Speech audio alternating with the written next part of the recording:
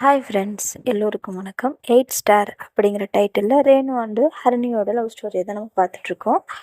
பிஃபோராக என்ன நடந்துச்சு அப்படின்னா, அன்எக்ஸ்பெக்டடாக ரேணுக்கு அலைன்ஸ் வந்துடுவாங்க. இந்த நியூஸை கேட்டதும் ஹரிணிக்கு ரொம்ப பயமாயிடும். எங்கடா இந்த அலைன்ஸ் ஃபிக்ஸ் ஆகிடுமோ அப்படிங்கிற ஒரு பயத்தில் பதட்டும், அவங்கள எப்படியாவது மீட் பண்ணணும், அங்கே என்ன நடக்குதுன்னு தெரிஞ்சுக்கணும் அப்படின்னு ரொம்ப க்யூரியாசிட்டியாக இருப்பாங்க. பட் அவங்க அம்மா வந்து போகக்கூடாது சொல்லிடுவாங்க. சரோஜா ஆண்டி பார்த்தீங்கன்னா, அந்த ஃபங்க்ஷன் முடிச்சுட்டு வந்ததுக்கப்புறம் ஹரிணி அவங்க அம்மா கேட்டுட்டு, "என்னாச்சு? எல்லாம் ஓகேவாச்சுன்னு?" கேட்கும்போது, "இல்ல, அவங்க வீட்ல வேணாம், இப்போதைக்கு வேணான்னு சொல்லிட்டாங்க." அப்படின்னு சொன்னதுக்கப்புறம் தான் ஹரிணி கொஞ்சம் ரிலாக்ஸ் ஆவான். சரி, ஓகே, இப்போ அவங்கெல்லாம் கிளம்பியிருப்பாங்க. இதுக்கப்புறம் போய் அவங்கள மீட் பண்ணலான்ட்டு அவங்கள போய் மீட் பண்ணுவாங்க. அப்போ வந்து கொஞ்சமாக ரேணு ஹரிணிக்கிட்ட விளையாடலாம் அப்படின்னு சொல்லிட்டு, "இல்ல, இது ஓகேவான மாதிரி திட்டத்தட்ட. அப்போ வந்து அவங்கக்கிட்ட பேசி பார்க்க சொல்லியிருக்காங்க. அதுக்கப்புறம் உனக்கு ஓகேன்னு தோணுச்சுன்னா மேரேஜ் பண்ணிக்கலாம் அப்படிங்கிற மாதிரி சொல்லியிருக்காரு. ஸோ 2 பேரையும் பேச சொல்லியிருக்காங்க." அப்படிங்கிற மாதிரி வந்து ரேணு வந்து சொல்லுவாங்க. இது கேட்டதும் அவங்க ரொம்ப ஹர்ட் ஆகிடுவாங்க, அழுக ஆரம்பிச்சிடுவாங்க.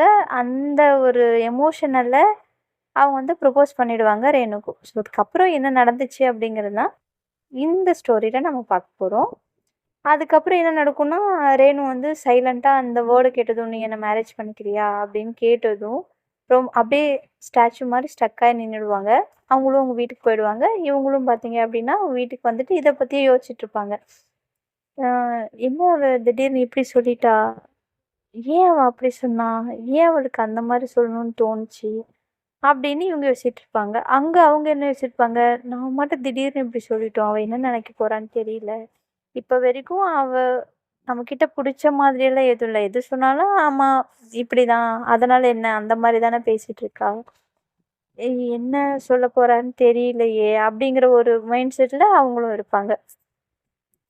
இவங்க என்ன முடிவு எடுப்பாங்கன்னா, "இல்லை, நம்ம அவள் கூட க்ளோஸாக இருக்கிறதுனால அவளுக்கு அந்த மாதிரி தோணியிருக்கு. ஸோ நம்ம அவகிட்ட இருந்து கொஞ்சம் டிஸ்டன்ஸ் மெயின்டைன் பண்ணணும். அவகிட்ட இனிமேல் அடிக்கடி அவங்க வீட்டுக்கு போகிறதோ இல்லை பேசுகிறதோ குறைச்சிக்கணும்." அப்படின்னு சொல்லிட்டு இவங்க மைண்ட்ஸில் வந்து, சரி, ஓகே, ரிலாக்ஸ் ஆகி எதுவாக இருந்தாலும் மார்னிங் விடிஞ்சதுக்கப்புறம் பார்த்துக்கலாம் அப்படின்ட்டு தூங்கிடுவாங்க. மார்னிங் பார்த்தீங்க அப்படின்னா காலேஜ்க்கு ரெடி ஆகிட்டு கிளம்புவாங்க. ஹரிணியும் வருவாங்க, இவங்களும் போவாங்க. 2 பேரும் ஒருத்தருக்கு ஒருத்தர் பார்த்துப்பாங்க. ஆனால் எதுவும் பேச மாட்டாங்க, சைலண்ட்டாக இருப்பாங்க. ஹரிணிக்கு செம்ம கோவத்தில் இருக்கு. நேற்று ஏதோ சொன்னோம், ஏதாவது பேசுகிறாளா பாரு, எதுவும் பேச மாட்டேங்கிறா, இப்படியே சைலண்ட்டாக இருக்கா அப்படின்னு அவங்க இவங்கள பார்த்துட்ருப்பாங்க. இவங்க, நேற்று பேசினது நேற்றோட முடிஞ்சு போச்சு, ஃப்ரீயாக விட வேண்டியதானே, அட்லீஸ்ட் ஒரு ஸ்மைலாவது பண்ண வேண்டியதானே, இப்படி மூஞ்சி உருன்னு வச்சுட்டு இருந்தால் நான் எப்படி வந்து பேசுவேன் அப்படின்னு அவங்க நினச்சிட்டு இருப்பாங்க. 2 பேருமே பேசாமல் அப்படியே நின்றுட்டு இருப்பாங்க. ஒருத்தர் ஒருத்தர் பார்த்துட்டு பஸ் வந்துடும், பஸ்ஸில் ஏறிடுவாங்க. எப்பவும் ஒன்றா போகிறவங்க பக்கத்துலேயே நிற்கிறவங்க இந்த வாட்டி என்ன பண்ணிவிடுவாங்க, முன்னாடி போய் சீட் இருக்கும், ஹரிணி உட்காந்துப்பாங்க. ரேணு என்ன பண்ணுவாங்க, 2 சீட் தள்ளி பேக் சைடில் உட்காந்துட்டு இருப்பாங்க. அவங்களையே பார்த்துட்டு இருப்பாங்க, பார்ப்பாளா, பார்க்க மாட்டாளா, பேசுவாளா, பேச மாட்டாளான்னு அவங்களையே பார்த்துட்டு இருப்பாங்க. ஒரு ஸ்டேஜுக்கு அப்புறம் அந்த பஸ்ஸில் என்ன நடக்கும்னா, ஹரிணி உட்காந்துருக்கிற ப்ளேஸில் ஒரு ஜென்னு வந்து நின்றுக்கிட்டு மிஸ்பிஹேவ் பண்ணிகிட்டு இருப்பாங்க. அதாவது அவங்கள உரசுறது, தொடுற மாதிரி, இந்த மாதிரி பண்ணிகிட்டு இருப்பாங்க. இதை வந்து ரேணு வந்து நோட் பண்ணிடுவாங்க. அதை பார்த்ததும் அவங்களுக்கு செம்ம கோவம் வரும். எந்திரிச்சு போய் அவன் சட்டையை பிடிச்சி 2 கன்னத்துலேயும் பளிச்சு பளிச்சுன்னு 2 கொடுப்பாங்க. கொடுத்துட்டு திட்டுவாங்க, "பஸ்ஸில் இதுக்கு தான் வரியா? இதான் உன் வேலையா? இன்னொரு வாட்டி ஒன்று இந்த பஸ்ஸில் இந்த மாதிரி பார்த்தேன்னா போலீஸில் பிடிச்சி கொடுத்துருவேன், நீ கம்பின்ற மாதிரி வச்சிருவேன், பார்க்குறியா?" அப்படின்னு சொல்லிட்டு பயங்கரமாக மிரட்டுவாங்க. பஸ்ஸில் இருக்கவங்க எல்லாரும் பார்த்தீங்கன்னா ஆன்னு பார்ப்பாங்க. அதுக்கப்புறம் ஹரிணி பக்கம் திரும்பி ஹரிணி திட்டுவாங்க, "ஏய், உனக்கு அறிவு இல்லையா? ஒருத்தன் உரசுறான், தொடுறதுக்கு வரான், இப்படி தான் சைலண்ட்டாக இருப்பியா?" அப்படின்னு சொல்லிட்டு அவங்களையும் பிடிச்சி திட்டிடுவாங்க, பயங்கரமாக திட்டிடுவாங்க. அதுக்கப்புறம் அவங்க இருந்துட்டு, சாரி, தப்பு தான், கும்பலாக இருக்கிறதுனால அந்த மாதிரி இருக்காங்க நான் நினச்சேன்" அப்படின்னு சொல்லுவாங்க. "உனக்கு ஒருத்தன் எந்த விதத்தில் டச் பண்ணுறான்னு கூட உனக்கு தெரியாதான்னு?" சொல்லிட்டு அவங்களையும் பிடிச்சி திட்டிடுவாங்க. அதுக்கப்புறம் அவங்க வந்து சமாதானப்படுத்துவாங்க, sorry, sorry, really sorry, next time பண்ண மாட்டேன். இங்கே பார், நெக்ஸ்ட் டைம் இல்லை, எப்போவுமே சரி, உன் கண்ணு முன்னாடி இந்த மாதிரி நடந்தாலோ இல்லை உனக்கு நடந்தாலோ அந்த இடத்துல நீ வாய்ஸ் ரைஸ் பண்ணணும் அப்படின்னு சொல்லிட்டு அவங்களுக்கு நல்ல அட்வைஸும் கொடுப்பாங்க, அவங்கள திட்டவும் செய்வாங்க. சரி, ஓகே, ரிலாக்ஸ் ஆயிரு அப்படின்னு சொல்லிட்டு நார்மல் ஆனதுக்கப்புறம் ஸோ அந்த பஸ் ஸ்டாப்பும் வந்துடும். அவங்க காலேஜுக்கு போயிடுவாங்க. ஈவினிங் வருவாங்க, நார்மலாக போகும். இவங்க தான் ரேணு என்ன பண்ணிடுவாங்க, அவங்க கிட்ட இருந்து கொஞ்சம் டிஸ்டன்ஸ் மெயின்டெயின் பண்ணணும்னு முடிவு பண்ணிடுவாங்க இல்லையா? அதனால அவங்க வீட்டுக்கு வந்து போறத வந்து குறைச்சிடுவாங்க. அடிக்கடி பேசுற கம்யூனிகேஷனையும் குறைச்சிடுவாங்க. இந்த குறைச்ச அந்த கம்யூனிகேஷன் கேப்ல ரேணு என்ன பண்ணுவாங்க அப்படின்னா, சத்யா கிட்ட பேச ஆரம்பிச்சுருவாங்க. அவங்க பண்ற மிகப்பெரிய மிஸ்டேக்கே இதுதான். இங்க நம்ம சத்யா கிட்ட பேசினா, அத பார்த்து அவளுக்கு அவ்வளோதான் பிடிச்சிருக்கு அப்படின்ட்டு அவ போயிடுவா. அவ வந்து அவ மனசு மாத்திப்பா அப்படின்னு நினைச்சிட்டு, இவங்களா அத ஃபிக்ஸ் பண்ணிட்டு சத்யா கிட்ட நார்மல் இதுக்கு முன்னாடி அவங்க பார்க்கவும் மாட்டாங்க, சிரிக்கவும் மாட்டாங்க. ஆனா இப்போ வந்து இவங்களா வாலண்டரியா போய் அவங்க கிட்ட பேசுறது, ஸ்மைல் பண்றது, காலேஜ் எல்லாம் எப்படி போகுது? அதுவும் ஹரிணி அந்த பக்கம் வரும்போது வேணும்னே பேசுறது, இந்த மாரி பண்ணிட்டு இருப்பாங்க. இவங்களுக்கு செம்ம கோவம் வரும். பல்ல கடிச்சுக்கிட்டு, சரி ஓகே ஹரி எதுவும் பேசாத. அவ என்ன வேணா பண்ணிட்டு போட்டும். என்னை அவாய்ட் பண்ணுங்கிறதுக்காக தான் பண்றா அப்படிங்கிறது நல்லா தெரியுது. எத்தனை நாளைக்கு பண்றான்னு நானும் பார்க்குறேன் அப்படிங்கிற மாரி சைலண்ட்டா இருப்பாங்க. எதுவும் பேச மாட்டாங்க. இப்படி வந்து பார்த்தீங்க அப்படின்னா, அந்த வீக்கே போயிட்டுருக்கும். திடீர்னு ஒரு நாள் பார்த்தீங்க அப்படின்னா, ஹரிணி வந்து அவங்க வீட்ல இருப்பாங்க. ரேணு கரெக்ட்டா அவங்க வீட்டுக்கு வரும்போது, ஹரி அவங்க அம்மா பார்த்தீங்கன்னா, ரேணுவோட வீட்ல இருப்பாங்க. பார்த்ததும், "ஹாய் ஆன்ட்டி. என்ன நீங்க இந்த பக்கம் வந்திருக்கீங்க? சொல்லியிருந்தா நானே வீட்டுக்கு வந்திருப்பேன்ல ஆன்ட்டி. என்ன விஷயம்னு?" அப்படி கேட்பாங்க. அப்போ உடனே அவங்க அப்பா இருந்துட்டு, "ஒண்ணும் இல்லம்மா, ஆன்ட்டி ஊருக்கு போறாங்களாம். நீ ஹரி கூட 2 நாள் ஸ்டே பண்ற மாரி இருக்கும்" அப்படின்னு சொன்னாங்க. "என்னது 2 நாளா?" அப்படின்னு சொல்லி கேட்பாங்க. "ஆமாம்மா, 2 நாள் கொஞ்சம் இம்பார்ட்டன்ட் ஒர்க் போறேன்" அப்படின்னு சொல்லுவாங்க. என்னடா எனக்கு வந்து சத்திய சோதனை. இப்பதான் அவகிட்ட இருந்து கொஞ்சம் டிஸ்டன்ஸ் மெயின்டெயின் பண்ணலாம். எங்களுக்குள்ள கம்யூனிகேஷன் நார்மலா ஆயிட்டுருக்கு. அப்படின்னு நெனச்சேன். அதுக்குள்ள இந்த மாரி ஒரு சிச்சுவேஷன் எடுத்து வந்து குடுக்குறியே! கடவுளே! ஏன்பா இப்படி என்ன சோதிக்கிற? அப்படின்னு சொல்லிட்டு அவங்களுக்கும் நெனைப்பாங்க. அப்பா அது வந்து ஆன்ட்டி கிட்ட சொல்ட்டேன். ஒண்ணும் பிரச்சனை இல்ல. நீ சாப்பிட்டுட்டு ஃப்ரெஷ் ஆயிட்டு நீ கெளம்புமா அப்படி சொல்ட்டாங்க. போணுமா? அதையும் நீங்களே முடிவு பண்ணிட்டீங்களா? இனி என்ன இருக்கு சொல்றதுக்கு? ஒண்ணும் இல்ல. சரிப்பா நான் போறேன் அப்படின்னு சொல்லிட்டு இவங்களும் ஃப்ரெஷ் ஆயிட்டு சாப்பிட்டுட்டு வீட்டுக்கு போவாங்க. அங்க போனா மூஞ்சி அப்படியே இங்க இருக்கிற மூஞ்சி டெல்லியில எடுத்து வச்சிருப்பாங்க. அப்படி ஒரு ரியாக்ஷன் அவங்க ஃபேஸ்ல இருக்கும். உள்ள போனதும் அவங்களும் சொல்லிட்டு, "சரிம்மா நீங்க பார்த்து இருங்க. நான் கிளம்புறேன்" அப்படின்ட்டு அவங்களும் அவங்க பையனும் கிளம்பிடுவாங்க. இவள எப்படி சமாளிக்கிறதுன்னு தெரியலையே. சமாளிப்போம் அப்படின்ட்டு உள்ள போய் கேட் எல்லாம் லாக் பண்ணிட்டு, "ஹாய் ஹரி, சாப்பிட்டியா?" அப்படின்னு கேட்பாங்க. சாப்பிட்டேன் சாப்பிட்டேன். நீ சாப்பிட்டியா?" "ஆ இப்பதான் சாப்பிட்டேன்" அப்படிம்பா. "நானும் சாப்பிட்டேன்" அப்படின்னு சொல்லிட்டு, "ம் எப்படி போயிட்டுருக்கு காலேஜ் எல்லாம்?" "ஜாலியா இருக்கு போல இன்ஜினியரிங்" அப்படிம்பாங்க. நல்லா தான் போயிட்டுருக்கும்." எப்பவுமே லொட லொடன்னு பேசிட்டு இருக்கிறவ, இந்த வாட்டி ஆ, சரி, ஆமா அப்படிதான். இந்த மாரி பேசும்போது கொஞ்சம் இரிட்டேட்டிங்கா இருக்கும்ல. "இப்ப எதுக்கு நீ இப்படி பேசிட்டு இருக்க? உனக்கு என்ன பிரச்சனை?" அப்படின்னு சொல்லிட்டு கேட்பாங்க. "ஒண்ணும் இல்ல. என்ன பண்ண போற?" அப்படின்னு சொல்லுவாங்க. "சரி ஓகே விடு. கொஞ்சம் நார்மலா தான் இரேன்" அப்படின்னு சொல்லுவாங்க ரேணு. "ம் ஓகேவா? சிரிக்கிறேன். போதுமா? நல்லா தான் இருக்கேன்" அப்படிம்பாங்க. "அதுக்கு நீ அப்படியே இருக்கலாம்" அப்படிம்பாங்க. "தேங்க் யூ" அப்படிம்பாங்க. "ஓ! உனக்கு தேங்க்ஸ் நார்மலா கூட சொல்லத் தெரியுமா?" அப்படின்னு கேட்பாங்க. "ஒழுங்கா இருந்துடு ரேணு. எனக்கு செம்ம கோவத்துல இருக்கேன்" அப்படிம்பாங்க. "சரி, சரி. Okay, okay. Cool, cool. இப்ப என்ன? நான் சத்யா கிட்ட பேசுறது உனக்கு பிடிக்கல அவ்வளோதானே? நான் பேச மாட்டேன் ஓகேவா? நீ யார்கிட்ட பேசினா எனக்கு என்ன? அது எனக்கு தேவையே இல்லாத விஷயம். நீ யார்கிட்ட வேணாலும் பேசிக்கோ. எனக்கு அத பத்தி பிரச்சனையே இல்ல" அப்படிம்பாங்க. அப்ப நான் சத்யா கிட்ட பேசுறதுல உனக்கு எந்த பிரச்சனையும் இல்ல. இல்ல. ம். நிஜமா இல்லையா? நிஜமா இல்ல. ஓகே. சரி ஓகே அப்படிம்பாங்க. என்ன? இல்ல, இல்ல. ஓகே சொன்னேன் அவ்வளோதான் அப்படிம்பாங்க. சரி ஓகேன்ட்டு, சரி போய் தூங்கலாமா அப்படிம்பாங்க. இல்ல இவ்வளோ சீக்கிரமாவா? எனக்கு கொஞ்சம் ஒர்க் இருக்கு நான் முடிக்கிறேன். நீ போய் தூங்குறதானா பாரு. எனக்கும் ஒர்க் இருக்கு அப்படிம்பாங்க. சரி அப்ப படிக்கிற வேலைய பாரு அப்படிம்பாங்க. 2 பேரும் கொஞ்ச நேரம் பார்த்தீங்க அப்படின்னா, அவங்கவங்க ஒர்க் பேசிட்டு இருப்பாங்க. சைலண்டா பார்த்துட்டு இருப்பாங்க. ரேணுக்கு சைலண்டா இருக்கவே பிடிக்கல. அதுவும் ஹரிணி கிட்ட சைலண்டா இருக்கிறது சுத்தமா பிடிக்கல. "ஹரி ஏதாவது பேசிக்கிட்டே பார்க்கலாமே, எனக்கு சைலண்டா இருக்கவே பிடிக்கல" அப்படின்னு சொல்லுவாங்க. "நீ தான் மோஸ்ட்லி பேசவே மாட்டியே, இப்ப என்ன புதுசா?" அப்படிங்க. "இல்ல தெரியல, உன்கிட்ட இருந்தா பேசிக்கிட்டே இருக்கணும் போல இருக்கு. நீ சைலண்டா இருந்தா நல்லா இல்ல. பேசிட்டு இரேன் ப்ளீஸ்" அப்படிம்பாங்க. "பேசுறதுக்கெல்லாம் ஒண்ணும் இல்ல. சைலண்டா நீ வேலைய பாரு" அப்படிம்பாங்க. ம். சரிதான். எவ்ளோ நேரத்துல தான் இவள காண்டுல இருப்பா? எப்படிதான் இவள சமாளிக்கிறது? அப்படின்னு சொல்லிட்டு, சரி ஓகே அப்படிங்கிற மாரி அவங்களோட ஒர்க் முடிச்சுட்டு, ஸோ ரேணுக்கு தான் பெட்ல படுக்கிறது பழக்கம் இல்லையா, கீழ தான் படுப்பாங்க. கீழே படுப்பாங்க.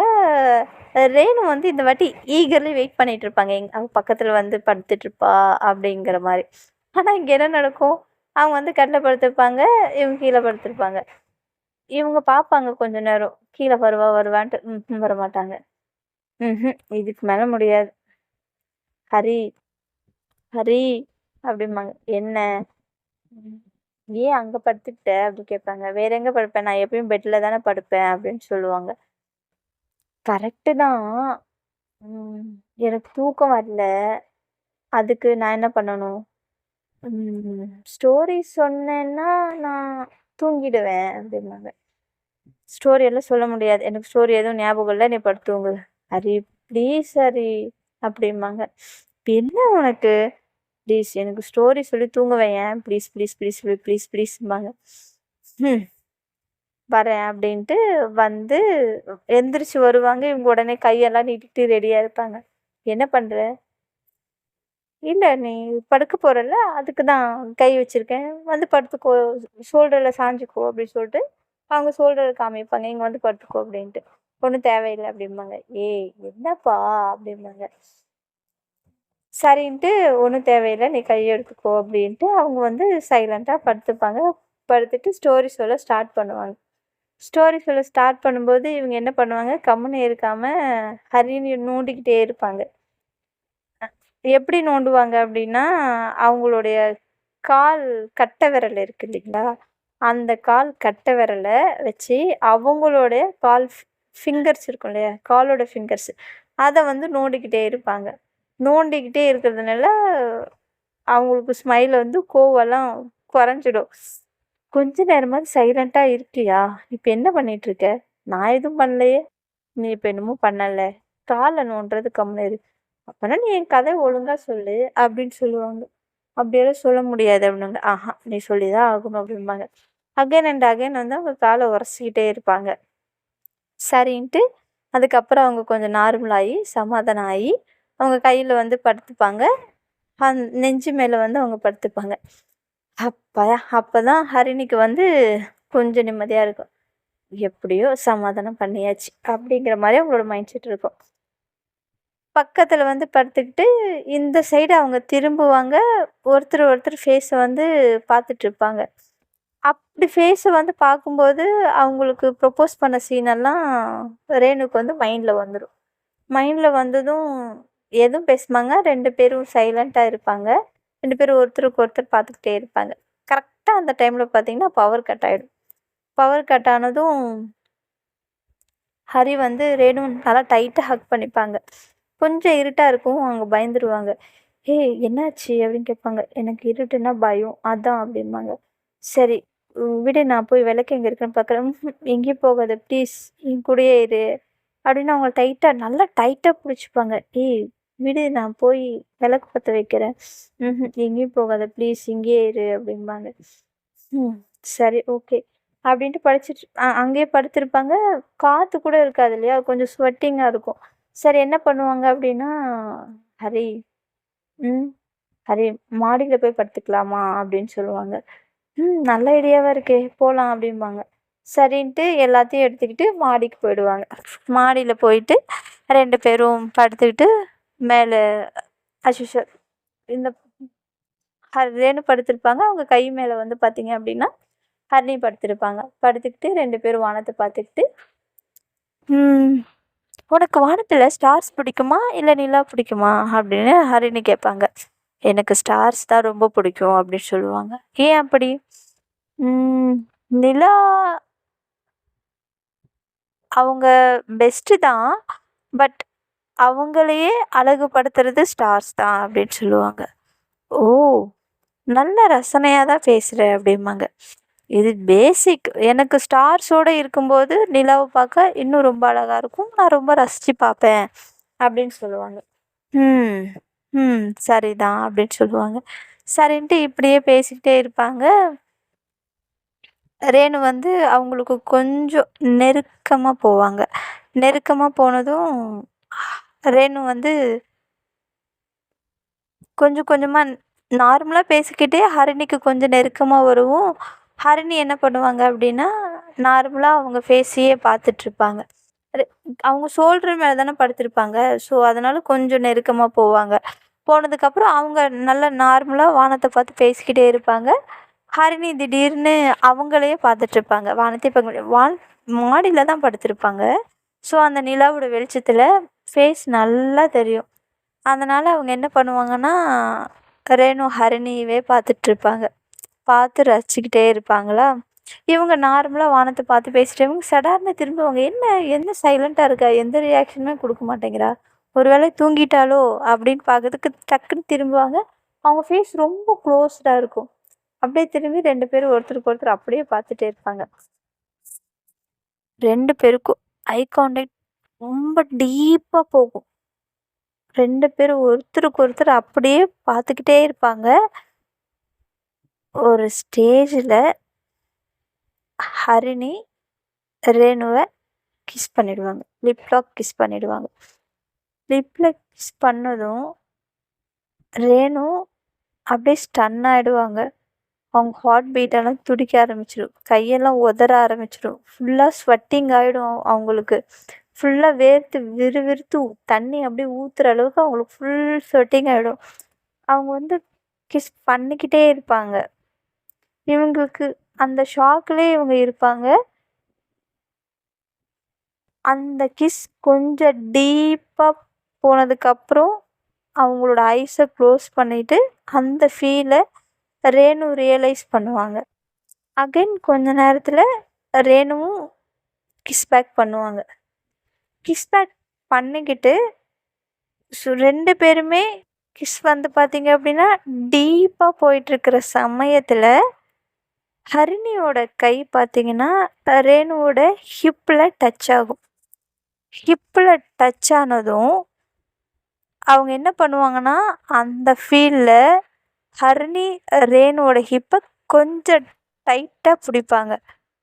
உடனே ரேணு ஹரிணியை புஷ் பண்ணி தள்ளி விட்டுருவாங்க. புஷ் பண்ணிடுவாங்க. புஷ் பண்ணதுக்கப்புறம் இன்னும் அவங்க வந்து அவங்களுக்குள்ள ஒரு படபடப்பு, பயம், பதட்டம் எல்லாம் இருக்கும்.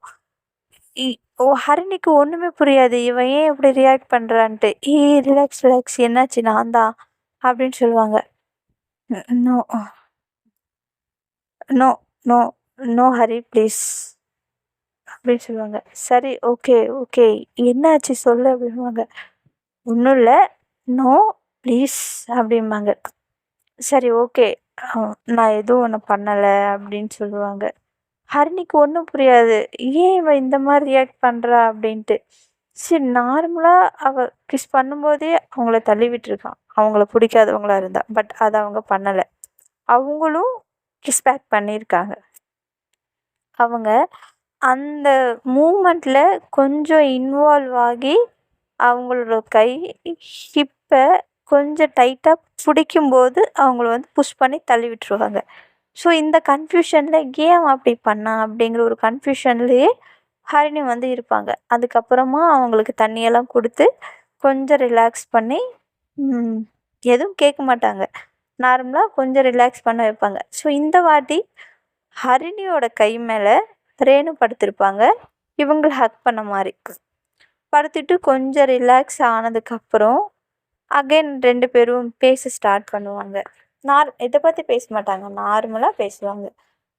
என்னாச்சு ஓகேவா அப்படி அந்த ஒரு மயக்கத்தில் வந்து இருந்தாங்க ஸ்டார்டிங்கில். பட் இந்த சுச்சுவேஷனுக்கு அப்புறம் பார்த்தீங்க அப்படின்னா அவங்களோட டோன் நார்மலாக இருக்கும். நார்மலாக என்னாச்சு ஏதாச்சுங்கும்போது ஸோ அவங்கள நார்மல் ஆக்கணும் அப்படிங்கிறதுக்காக ரேணு இருந்துக்கிட்டு அந்த டென்ஷன்லேயே இருப்பாங்க இல்லையா, ஸோ அவங்கள கூல் ஆக்கணும் அப்படிங்கிறதுக்காக ஹரிணி அவங்கள பார்த்து டே 8 ஸ்டார் அப்படின்னு சொல்லுவாங்க. 8 ஸ்டாரா அப்படின்னா அப்படின்னு கேட்பாங்க. அப்படின்னா ஐ மிஸ் யூன்னு அர்த்தம் அப்படின்னு சொல்லுவாங்க. மிஸ் யூவா? ஆமாம். 8 ஸ்டாருக்கும் மிஸ் யூக்கு என்ன அர்த்தம் அப்படின்னு ரேணு கேட்பாங்க. எனக்கு உன்கிட்ட அதிகமாக எந்த வேர்ட்ஸ் சொல்லணும்னு நான் ஆசைப்படுறேனோ அந்த வேர்டுக்கு மட்டும்தான் நான் கோட் வேர்ட் யூஸ் பண்ணுவேன். ஸோ எனக்கு உனக்கு கிஸ் பண்ணணும்னு தோணும். அதனால் நான் தேங்க்ஸ் அப்படிங்கிற ஒரு வேர்டை யூஸ் பண்ணிக்கிட்டேன். நான் உன்னை எப்போவுமே ரொம்ப மிஸ் பண்ணுவேன். நீ என் பக்கத்தில் இருக்கும்போது நான் உன்னை மிஸ் பண்ணுறேன். அதை நான் எப்படி உன்கிட்ட சொல்கிறதுன்னு தெரியல. ஸோ 8 ஸ்டார் அப்படிங்கிற வேர்ட் சூட் ஆகும் அப்படின்னு நான் நினைக்கிறேன். அதான் ஏன் 8 ஸ்டார்? மிஸ் யூக்கு எத்தனை letter? Miss you 8 letter. Yes, miss you. அதான் 8 ஸ்டார் அப்படின்னு சொல்லுவாங்க. ஓ! அப்படியா? உனக்கு யார் இந்த மாதிரியெல்லாம் சொல்லித்தரா கோட் வேர்டெல்லாம் அப்படின்னு சொல்லுவாங்க ரேணு. நான் தான் அன்னைக்கே சொன்னேன்ல, உன் கூட இருக்கும்போது மட்டும் எனக்கு இந்த மாதிரியெல்லாம் தோணுது அப்படிம்பாங்க. பரவாயில்லையே அப்படின்னு சொல்லுவாங்க. அவங்க கம்ப்ளீட்டாக நார்மல் ஆகிடுவாங்க ரேணு. அதுக்கப்புறம் இவங்க அகைன் ஸ்டார்ட் பண்ணுவாங்க. அவங்கள கொஞ்சம் அகைன் அவங்க தானே இவங்க மேலே சாஞ்சிருப்பாங்க. ஸோ இந்த வாட்டி அவங்க கொஞ்சம் கேர்ஃபுல்லாக இருப்பாங்க. ஹிப்பில் கை வைக்காமல் அவங்களோட ஷோல்டர் கிட்ட கை வச்சு தட்டி விட்டுக்கிட்டே இருப்பாங்க. அப்போது அகைன் அண்டு க்ளோஸாக போய் ரேணு கிட்ட, ரேணு ரேணு எனக்கு ரொம்ப நாளாக உங்ககிட்ட ஒரு விஷயம் சொல்லணும். என்ன சொல்லு அப்படிம்பாங்க. ஐ லவ் யூ அப்படின்னு சொல்லுவாங்க. ஐ லவ் யூ அப்படின்னு சொல்லுவாங்க. அவ்வளோதான். ரேணு என்ன பேசுறதுன்னு தெரியாது. ஏய் என்னடி, அன்னைக்கு மேரேஜ் பண்ணிக்கலாமான்னு கேட்ட, இன்னைக்கு ஐ லவ் யூன்னு சொல்லிட்ட, திடீர்னு கிஸ் பண்ணுற, என்னடி பண்ணுற? உனக்கு இன்னுமா புரியல? நான் உன்னை லவ் பண்ணுறேன். உன்னை கல்யாணம் பண்ணிக்கணும்னு ஆசைப்படுறேன். உன் கூட என் வாழ்க்கையை வாழணும்னு ஆசைப்படுறேன். எனக்கு நிறைய ட்ரீம்ஸ் இருக்குது. அந்த ட்ரீம்ஸ் எல்லாம் அதுக்கான டைம் வரும்போது நான் உன்கிட்ட சொல்கிறேன். பட் இப்போ இல்லை. நீ என்னை விரும்பினாலும் சரி விரும்பலைனாலும் சரி, நான் உன் மேலே லவ், அந்த ஃபீல் அப்படியே தான் எனக்கு இருக்கும். பிகாஸ் நான் உன்னை ரொம்ப லவ் பண்ணுறேன். உன்னை எப்போ பிலீவ் பண்ண ஆரம்பிச்சனோ அந்த செகண்ட்லேருந்து இப்போ வரைக்கும் என்னோடய உலகத்தில் நீ மட்டும்தான் இருக்க, மற்ற யாரும் இல்லை. நீ இல்லாமல் என்னால் இருக்கவே முடியாது. அதனால தான் உனக்கு அனன்ஸ் பார்க்க வர்றாங்க. அந்த விஷயத்தை கூட என்னால் அக்செப்ட் பண்ணிக்க முடியல அப்படின்னு சொல்லிட்டு ரொம்ப ஃபீல் பண்ணி அவங்களுக்கு சொல்லுவாங்க. ப்ளீஸ் என்னை விட்டு மட்டும் போயிடாத, நீ இல்லாமல் என்னால் இருக்கவே முடியாது அப்படின்னு சொல்லிட்டு அவங்கள ப்ரொப்போஸ் பண்ணிடுவாங்க. இவங்களும் ரிட்டன், எனக்கும் உன்னை ரொம்ப பிடிச்சிருக்கு ஹரி, பட் அதுக்கு பேர் என்னன்னு எனக்கு தெரியல. நான் உன்னை லவ் பண்ணுறேன்னா, நான் உன்னை கல்யாணம் பண்ணிக்க நான் ரெடியா, அதெல்லாம் எனக்கு தெரியல. எனக்கு நீ ஃபஸ்ட் கிஸ் பண்ணும்போது அது எனக்கு ஷாக்கிங்காக இருந்துச்சு. அதுக்கப்புறம் நான் என்னையே அந்த கிஸ்ஸில் மறந்தது உண்மைதான். அதை நான் ஒத்துக்கிறேன், நான் இல்லைன்னு சொல்லலை. பட் நான் உன்னை லவ் பண்ணுறேன்னா, உன்னை மேரேஜ் பண்ணிக்க ரெடியான்னு எனக்கு தெரியல. பட் ஒன்றே ஒன்று மட்டும் எனக்கு ஷுவராக தெரியும். நீ என் லைஃப்பில் இல்லை அப்படின்னா எனக்கு இருக்கிற ஹாப்பினஸ் இல்லை. ஏன்னா நீ என் லைஃப்பில் வந்ததுக்கப்புறம் நான் நிறைய ரியலைஸ் பண்ணியிருக்கேன். நான் நல்லா சிரிக்கிறேன், கொஞ்சம் சில பேர்கிட்ட பேசுகிறேன், ஹாப்பியாக இருக்கேன். என்னோடய ஹாப்பினஸ்க்கெல்லாம் யார் காரணம் அப்படின்னு பார்த்தேன் அப்படின்னா நீ மட்டும்தான். ஸோ ஒன்றை எப்போவுமே மிஸ் பண்ணக்கூடாது, என் கூடவே வச்சுக்கணும்னு எனக்கும் ஆசையாக இருக்குது. பட் அந்த ஆசைக்கெல்லாம் என்ன பேர்னு கேட்டேன் அப்படின்னா எனக்கு தெரியல, கொஞ்சம் டைம் கொடு அப்படின்னு சொல்லிட்டு ரேணு ஹரிணி கிட்ட கேட்பாங்க. உடனே ஹரிணி அவங்க கன்னத்தை பிடிச்சி கிள்ளிட்டு, உனக்கு எவ்வளோ டைம் வேணுமோ எடுத்துக்கோ, எனக்கு அதை பற்றி பிரச்சனையே இல்லை. நான் ரொம்ப நாளாக என் மனசுக்குள்ளே வச்சுக்கிட்டு இருந்த ஒரு விஷயத்த உங்ககிட்ட சொல்லிட்டேன். ஸோ நான் நீ ரிலீஃப் ஆகணுமா வேண்டாமான்னு நீ தான் யோசிக்கணும் அப்படின்னு சொல்லிடுவாங்க. சரி, ஓகே, எனக்கு யோசிக்க டைம் கொடுத்துருக்கல, நான் யோசிச்சுட்டு சொல்கிறேன் அப்படின்னு சொல்லுவாங்க. உடனே அவங்கள ஹக் பண்ணி கிஸ் பண்ணுவாங்க. சீஸில் கன்னத்தில் கிஸ் பண்ணி, ரொம்ப தேங்க்ஸ் என் லவ்வை அக்செப்ட் பண்ணிக்கிட்டது. எது அக்செப்ட் பண்ணிக்கிட்டேனா? எப்போ? நான் இன்னும் அக்செப்ட் பண்ணிக்கவே இல்லையே அப்படி சொல்லுவாங்க. ஆல்மோஸ்ட் நீ அக்செப்ட் பண்ண மாதிரி தான். எப்போ என் கிஸ்ஸை நீ அக்செப்ட் பண்ணிக்கிட்டேயோ அப்போவே நீ என்னையும் அக்செப்ட் பண்ண மாதிரி தான் அப்படின்னு சொல்லுவாங்க அவங்க. சரி ஓகே. இவங்க அதுக்கப்புறம் எதுவும் பேச மாட்டாங்க. நார்மலா அகைன் 2 பேரும் ஹக் பண்ணிக்கிட்டு அப்படியே தூங்கிடுவாங்க. இதுக்கப்புறம் என்ன நடந்துச்சு அப்படிங்கிறத நெக்ஸ்ட் வீடியோவில் நான் டீட்டெயிலாக உங்களுக்கு எக்ஸ்பிளைன் பண்ணுறேன். ஸ்டோரி பிடிச்சிருந்துச்சு அப்படின்னா ப்ளீஸ் சப்ஸ்கிரைப் பண்ணுங்கள், லைக் பண்ணுங்கள். நல்ல நல்ல கமெண்ட்ஸ் கொடுத்துட்ருக்கீங்க. உங்கள் சைட்லேருந்து எனக்கு நல்லாவே சப்போர்ட் வந்துட்டுருக்கு. ஸோ ரொம்ப தேங்க்ஸ். இப்படியே சப்போர்ட் பண்ணிக்கிட்டே இருங்க. அண்டு ஒரு ஃப்ரெண்ட்ஸ் கேட்டிருந்தாங்க 8:00க்கே ஸ்டோரி போடுங்களேன் அப்படின்ட்டு. Sorry, really sorry. ஏன்னா நான் அந்த டைம் தான் ஆஃபீஸ்லேருந்து நான் வீட்டுக்கே வரேன். ஸோ அந்த டைம் என்னால் முடியாது. வேணுமா 11ங்கிறது கொஞ்சம் முன்னாடி போட நான் ட்ரை பண்ணுறேன், சரிங்களா? பட் பிஃபோர் 10 சீரியஸ்லி என்னால் முடியாது. Really sorry. பட் கண்டிப்பாக நான் ஸ்டோரி போடுறேன், ஓகேங்களா? முடிஞ்ச அளவுக்கு சீக்கிரமாக போட ட்ரை பண்ணுறேன். ரொம்ப நல்லாவே என்னோடய ப்ராப்ளத்தையும் நீங்கள் அண்டர்ஸ்டாண்ட் பண்ணிக்கிறீங்க. ரொம்ப தேங்க்ஸ் நீங்கள் அண்டர்ஸ்டாண்ட் பண்ணிக்கிட்டதுக்கு. ரொம்பவும் சப்போர்ட் பண்ணிகிட்ருக்கீங்க. அதுக்கும் ரொம்ப ரொம்ப தேங்க்ஸ். ஸோ ப்ளீஸ் உங்களோட பார்ட்னர்ஸ்க்கு கொஞ்சம் ஷேர்